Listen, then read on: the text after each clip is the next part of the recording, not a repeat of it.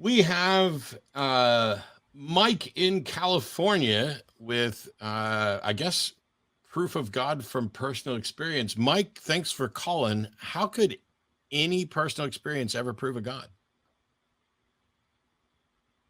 Well, in full disclosure, just so you know who the caller is, I've spoken to you as Mac. I've spoken to Jim as Harry Selden.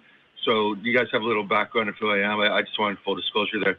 So hang on, hang on, because that doesn't clarify anything. I don't remember. But why on earth are you calling in under a bunch of different names? Those Mac's my nickname. So you know. Okay.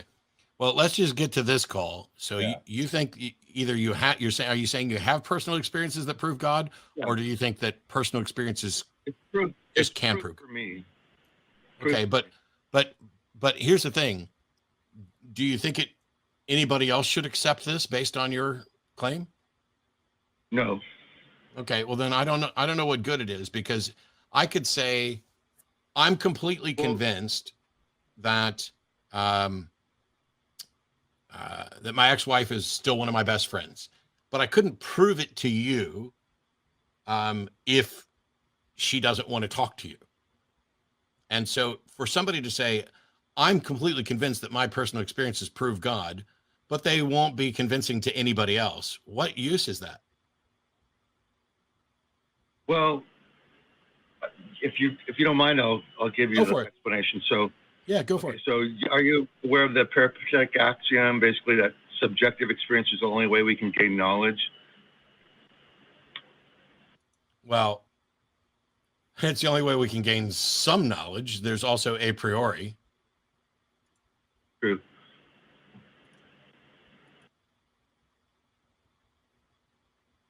Hello? Yeah, no, I'm here, Matt. I thought, oh, okay. So, yeah. So basically we're talking about how we acquire knowledge, body of facts of information or skills.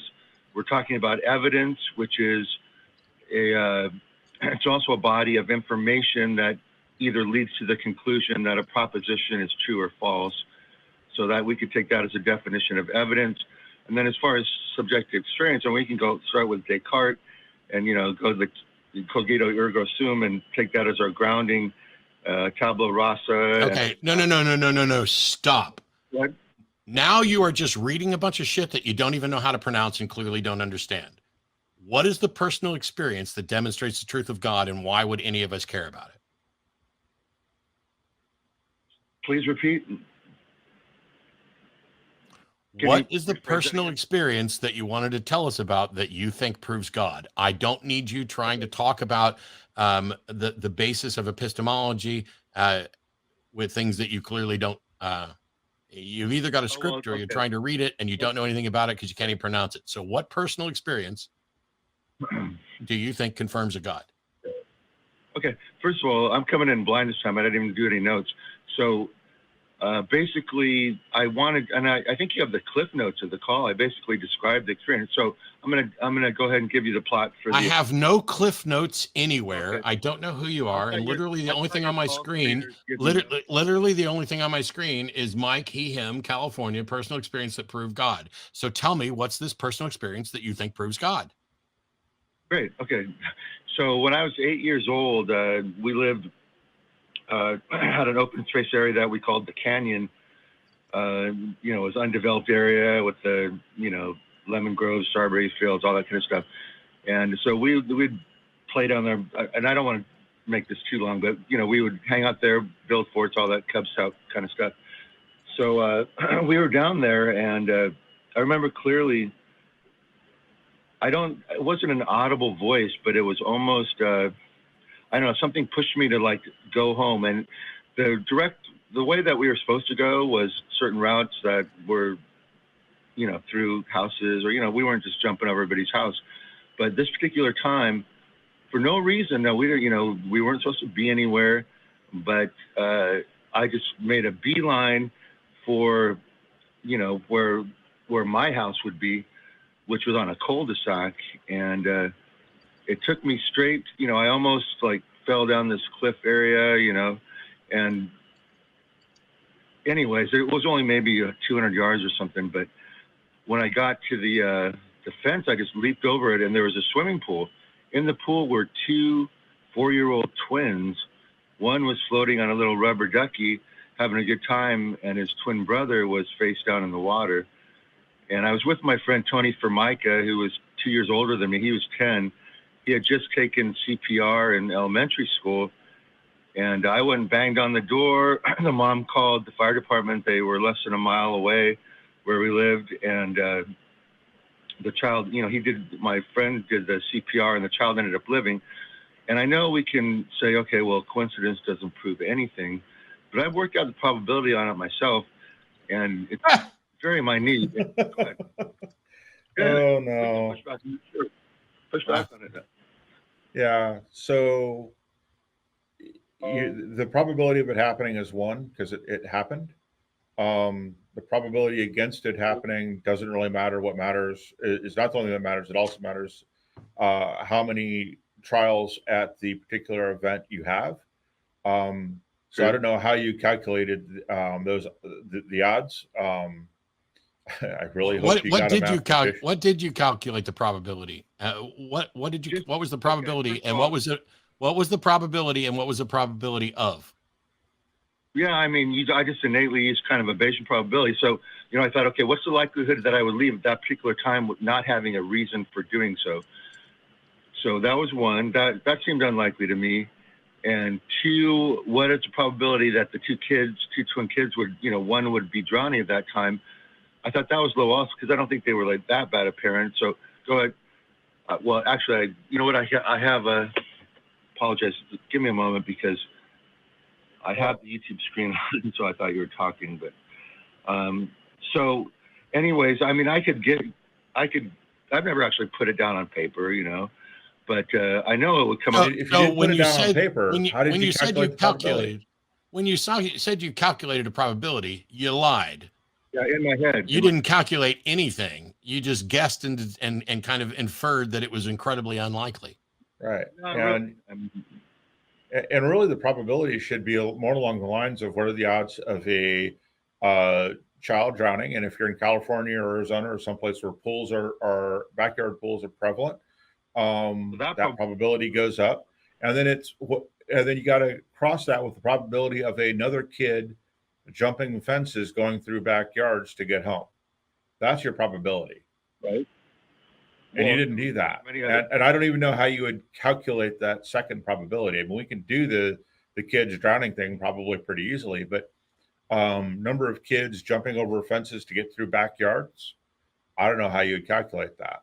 But even if you let's just be honest, you didn't calculate anything. You just determined that it was incredibly unlikely. And I would agree with you. It's incredibly unlikely, but you didn't calculate anything. Okay, thank you. That's all I was saying. Well, then you shouldn't have used the words calculate. So I would agree with you. It's incredibly unlikely. So what? How does that prove that there's a God? Well, in addition to that, I've had other paranormal experiences, out-of-body experiences. No. That's not a paranormal experience. You don't get to say other paranormal experiences until you demonstrate that the first one was paranormal. Yeah. Right. Well, I know. Okay, sure. We can talk about that subject if you'd like. How do you know it's a paranormal experience? It would fall into that category. I mean, if I described it to you, you would agree. We wouldn't. You described it to us, and we don't agree.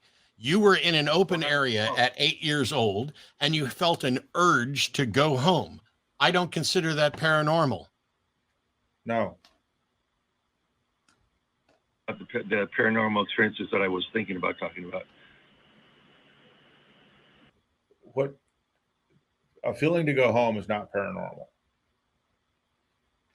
No. I don't. What is paranormal about wanting feeling you should go home now? Okay. How do you? By the way, let's just no, Mike. Let's assume for a second that you got an urge to head that direction, and that urge came to you from outside of you. How do you know the drowning kid wasn't psychic? You're right. And in fact, there's one of those things, in whoever writes those books with all the things. There's one where there was a car that went into a cold river, and the cops thought the people were dead, but they like heard voices that were people in the car. That's what they said. And that's the police officer's testimony.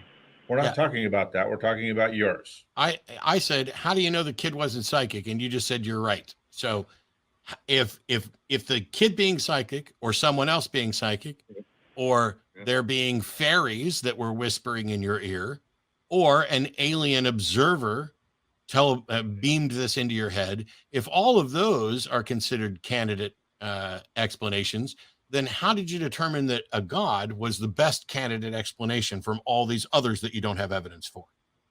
Excellent question, and I'm aware. That would take a long time to explain, because... Well, I tell you what, why don't you take a long time to go think about it and call back when you have a way to demonstrate it? Because right now, it's an absolutely useless proposition. You really think you're smarter than Einstein? On the subject of what? You remember the call now. I remember the call, and when it comes to whether or not there's a personal God, depending on which point in Einstein's life you're talking about, sure, I'm colloquially smarter than Einstein on some subject at some place.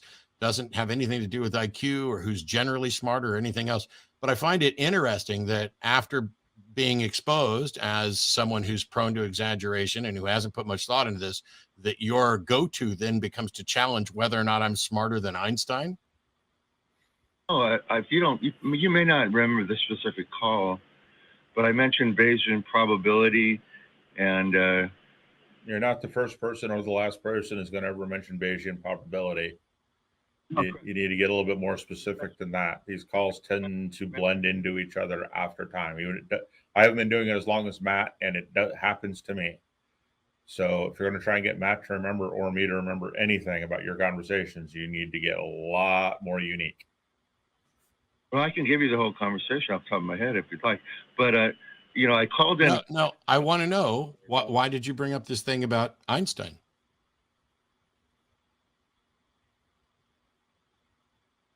Hello? Yeah. Why did you bring up this thing about Einstein? I heard a beep. I heard a beep. I didn't know what happened. So, no hard feelings or anything. I just wanted to, see if you remembered that call and stuff. But great. Yeah, no, you didn't. You're a liar. And you thought you were going to get a dig in after having yourself exposed as both exaggerating and not having a case. So I'm going to move on. Yeah. You thought you'd get some kind of cheap shot in, but I'm immune to that because I'm smarter than Einstein. You're certainly smarter than Einstein now. Yeah, I'm definitely smarter than Einstein now.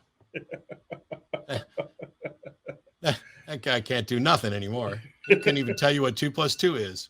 Nope.